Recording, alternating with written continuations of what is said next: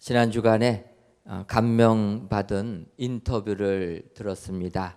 그것은 어느 한 원로 영화 배우의 인터뷰 내용입니다. 이번은 우리나라 60년대, 70년대 스타로서 크게 인기가 있었던 분입니다. 우리에게는 영화 빨간 마우라로 유명하신 분이십니다. 어떻게 빨간 마우라 아십니까? 예, 앞에 계신 분들은 이게 무슨 소린가 하실 거고 조금 연세가 있으신 분들은 아마 빨간 마우라 영화 많이 보셨을 것입니다. 그 영화로 그 당시 최고의 인기를 누렸던 그 영화 배우, 그 영화 배우는 또 연예계에서 가장 자산이 많은 자산가로도 유명한 분입니다. 그런데 이렇게 자산가로 유명함에도 불구하고 그가 자기가 가지고 있는 재산을 사회에 많이 환원했기 때문에 어찌 보면은 노블레스 오블리주를 실천한 사람이라 해가지고 많이 인정받는 이러한 분입니다. 그분이 기증한 것을 보게 되면 그가 2010년도에 명보극장, 지금은 명보아트홀인데 명보극장하고 제주 신영 영화박물관을 그 영화 재단에 기증을 했습니다. 그게 시가로 500억이 넘는 이런 엄청난 액수를 그는 이렇게 기증을 했습니다. 그것뿐만 아니라 본인이 나온 서울대학교 모교에 100억 원 상당의 대지를 또 발전 기금으로 기부하기도 했던 이런 분입니다.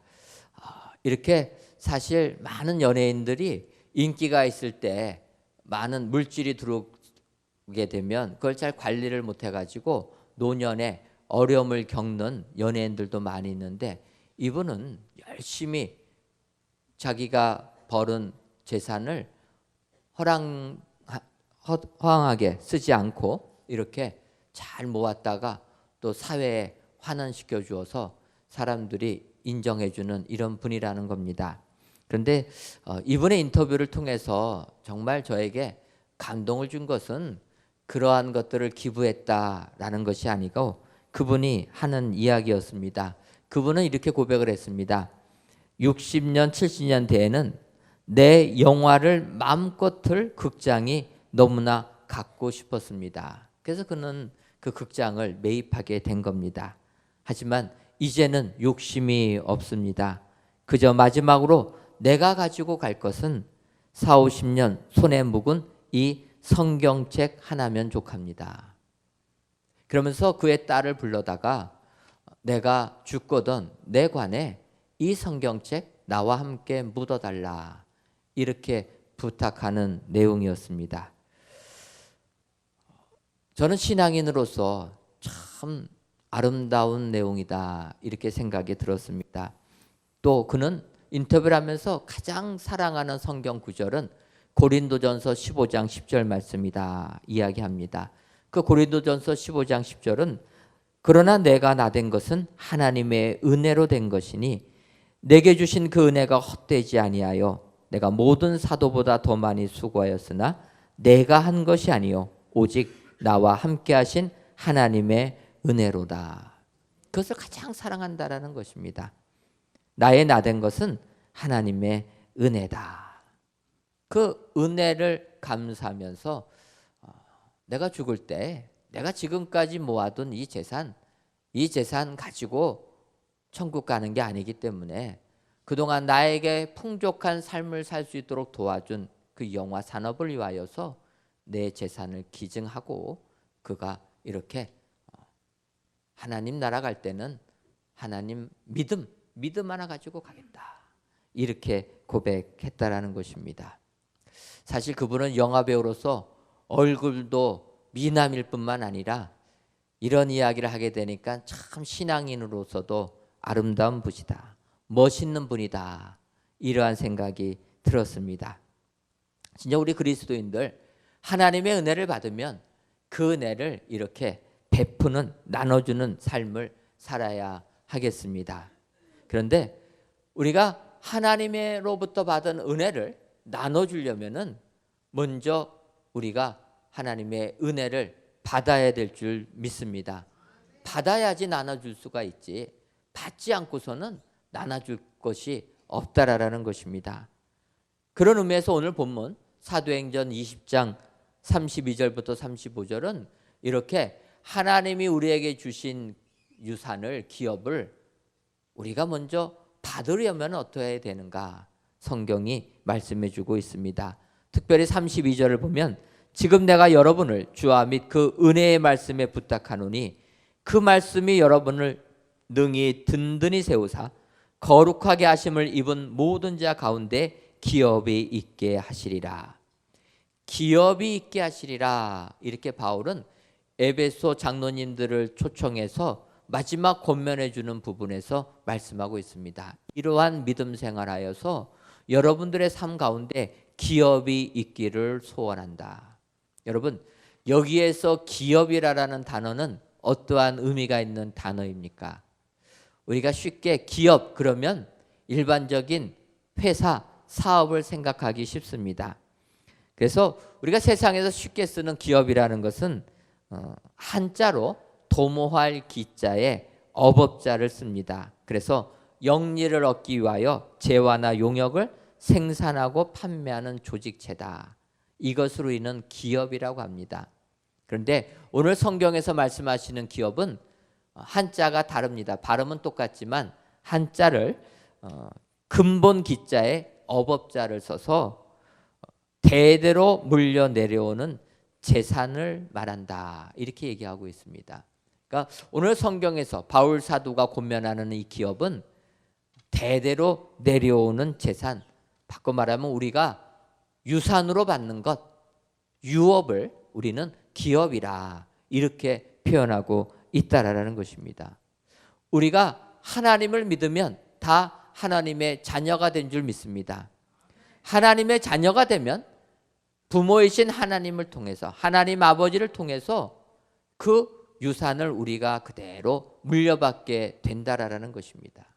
그래서 오늘 바울 사도는 이렇게 부모로부터 유산을 물려받듯이 하나님으로부터 우리가 기업을 물려받는데 어떻게 살아야지 그 풍성한 기업을 받게 되는가?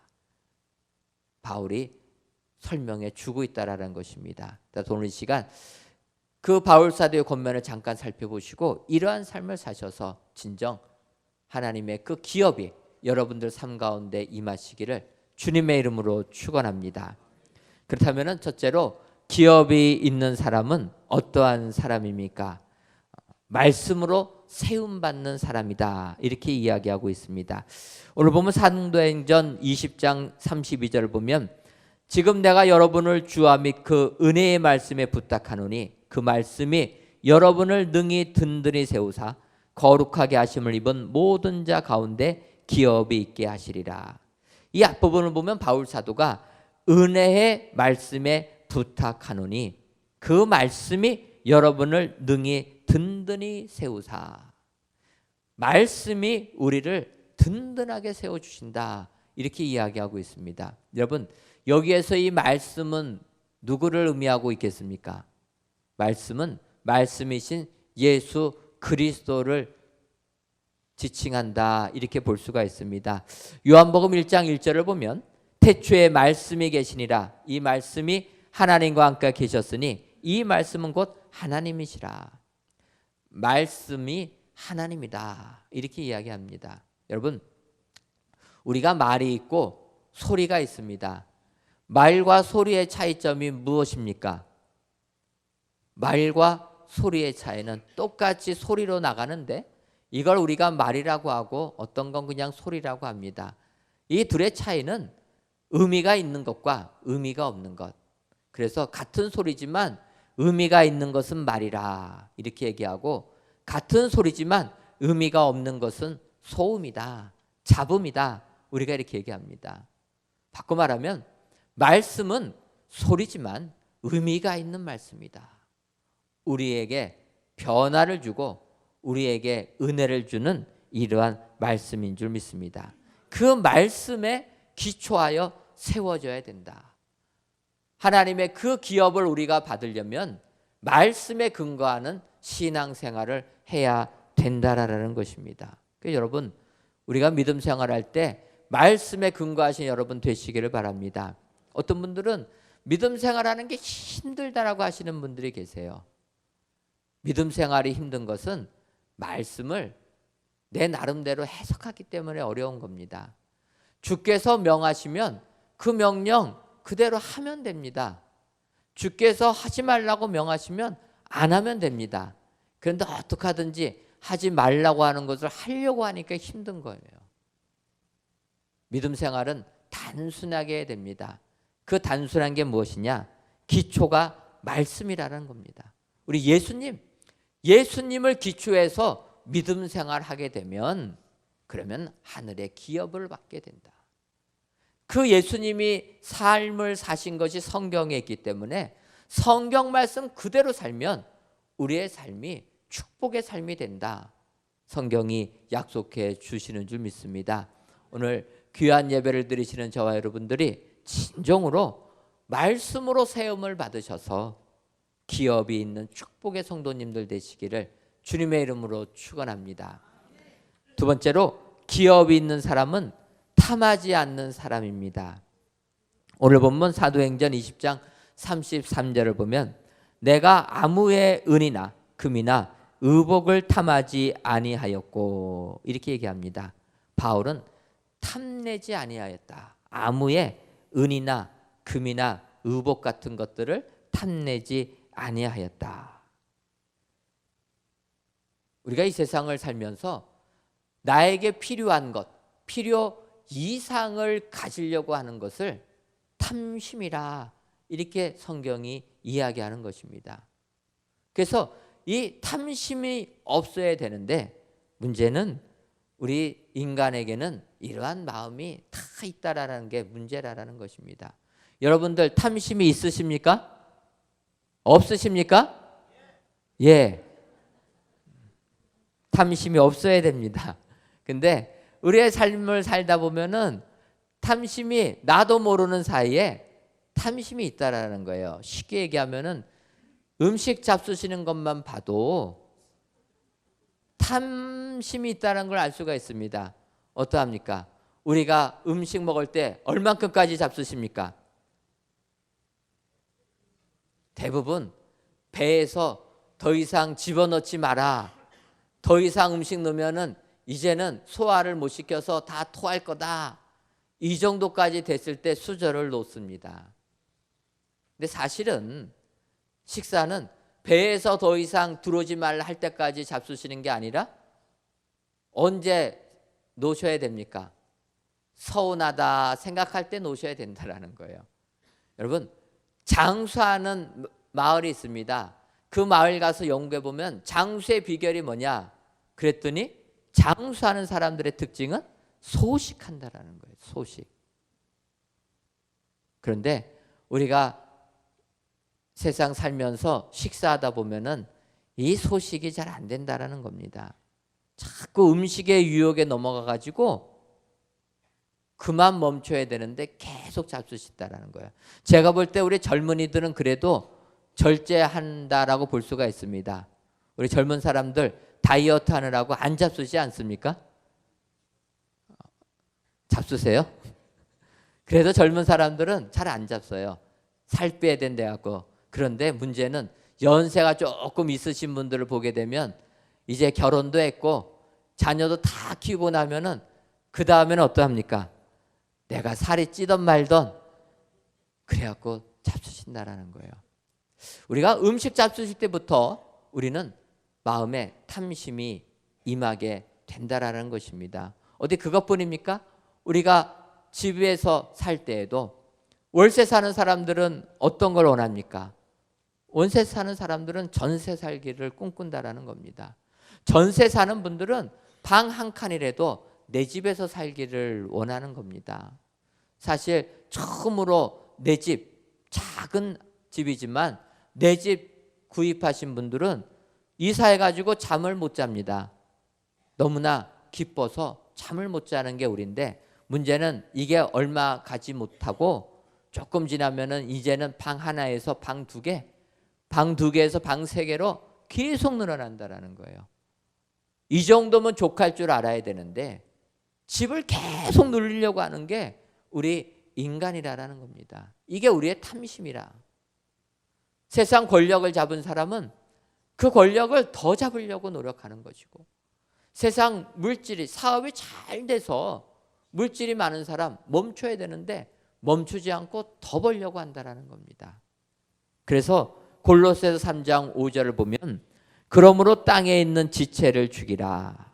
곧 음란과 부정과 사욕과 악한 정욕과 탐심이니 탐심은 우상 숭배니라. 바울 사도는 땅에 있는 우리의 지체를 죽이라고, 제어하라고 명하시면서 이야기하는 것이 탐심은 우상 숭배라.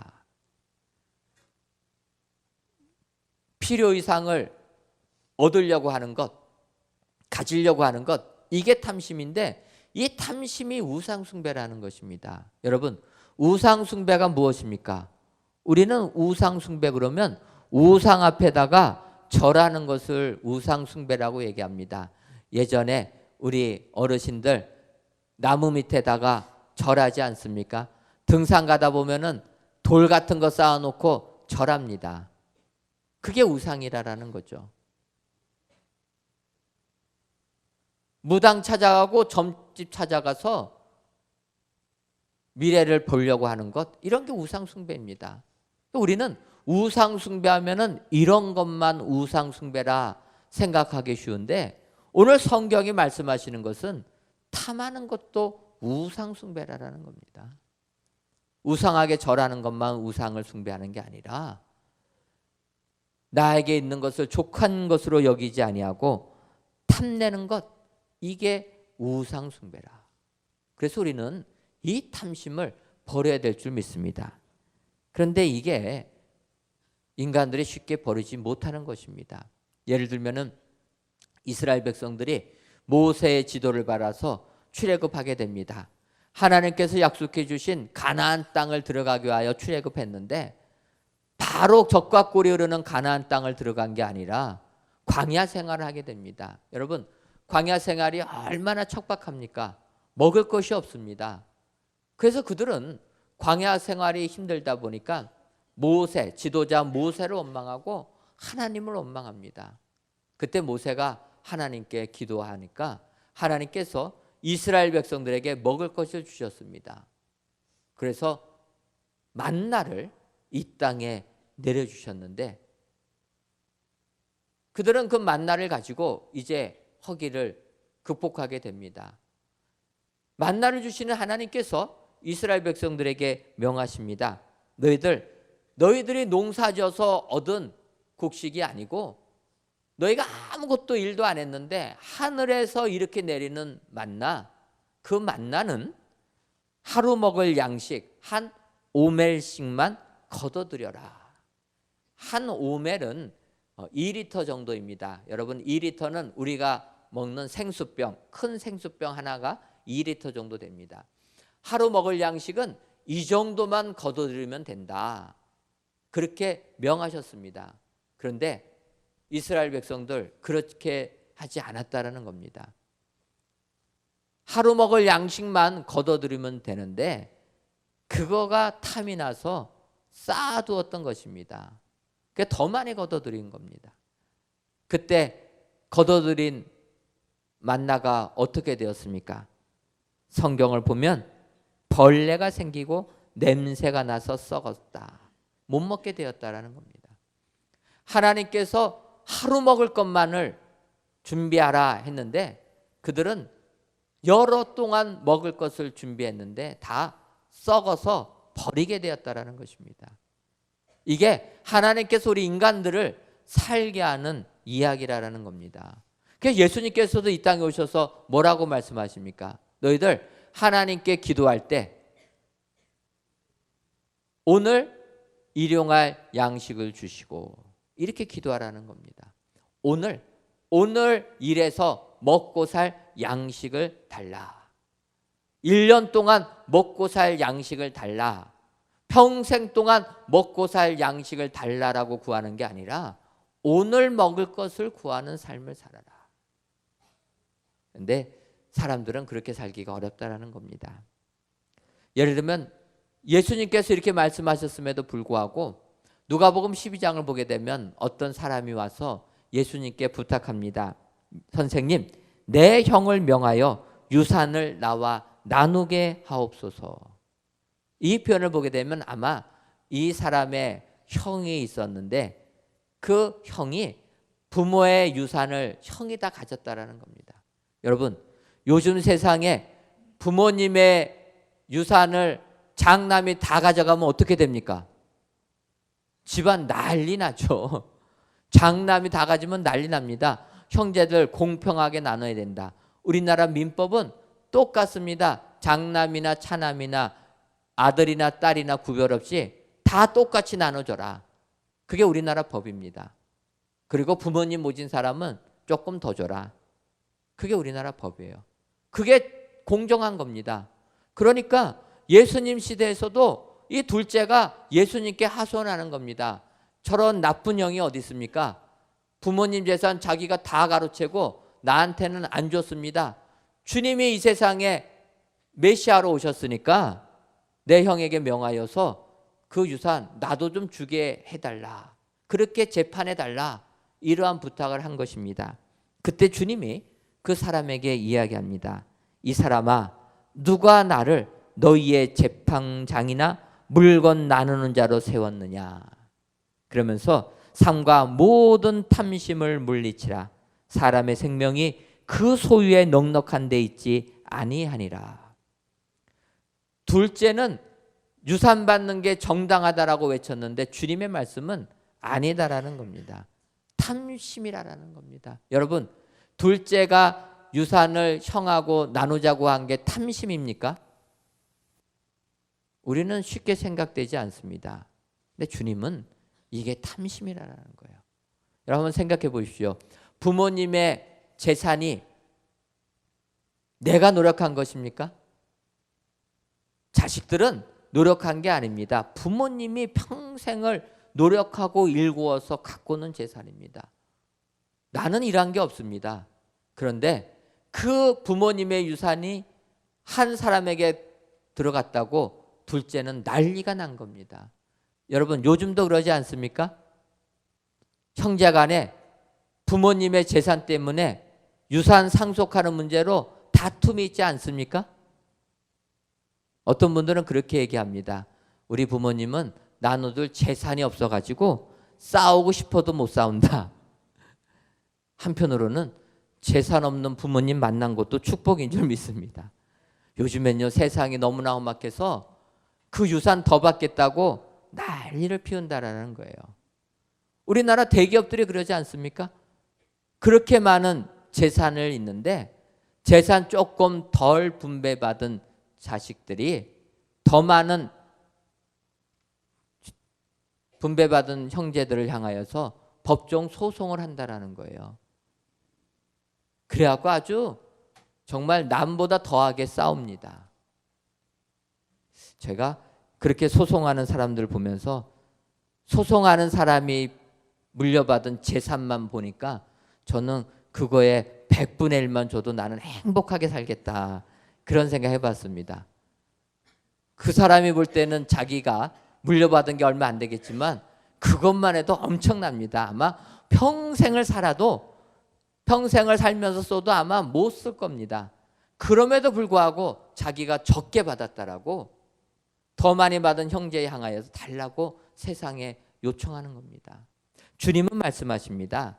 하나님의 그 하늘의 기업, 그 풍성한 우리의 상상을 초월하는 그 하나님의 것을 나의 것으로 받게 하는 사람은 탐하지 않는 사람이라.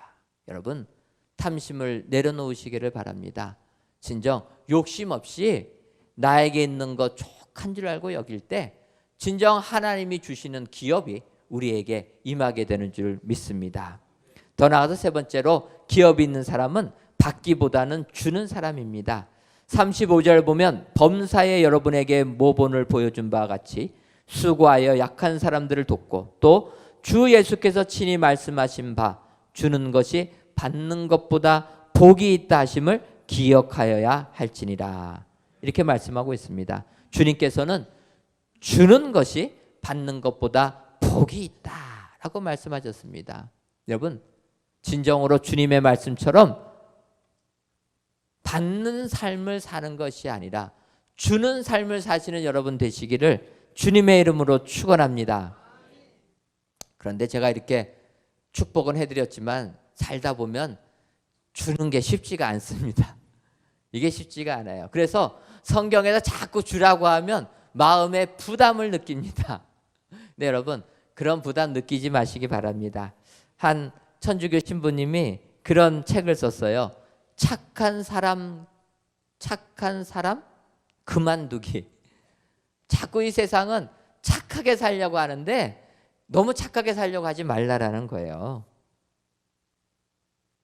착하게 살다 보면 잘못하면 내 영혼이 픽패해질 수 있다라는 것입니다. 그는 이렇게 얘기합니다. 너무 겸손하고 너무 희생하며 너무 착하게만 살려고 하지 마세요. 그러면 병 생깁니다.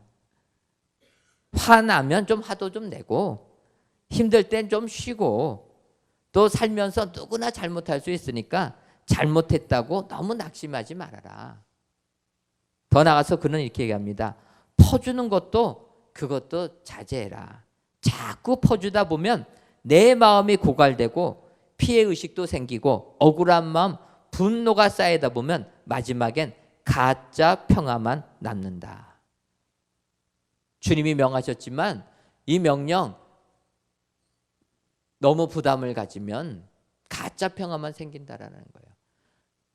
하늘의 복이 진정 임하는 게 아니라 나에게 가짜 평화가 임할 수 있다. 여러분, 주님은 진정으로 우리에게 약속해 주시는 겁니다. 세상 살면서 받는 사람보다는 주는 사람이 복이 있다. 그래서 예수님께서는 마태복음 5장 3절에 얘기하는 겁니다. 심령이 가난한 자는 복이 있나니 천국이 그들의 것입니다. 마음이 가난한 사람,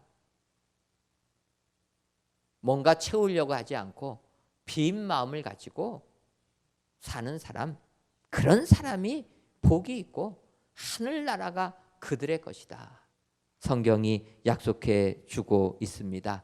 오늘 귀한 예배를 드리시는 사랑하는 성도 여러분, 정말 이 세상 살면서 물질의 유혹에 넘어가는 분들이 아니라 가난한 마음을 유지하시는 여러분 되시기를 바랍니다.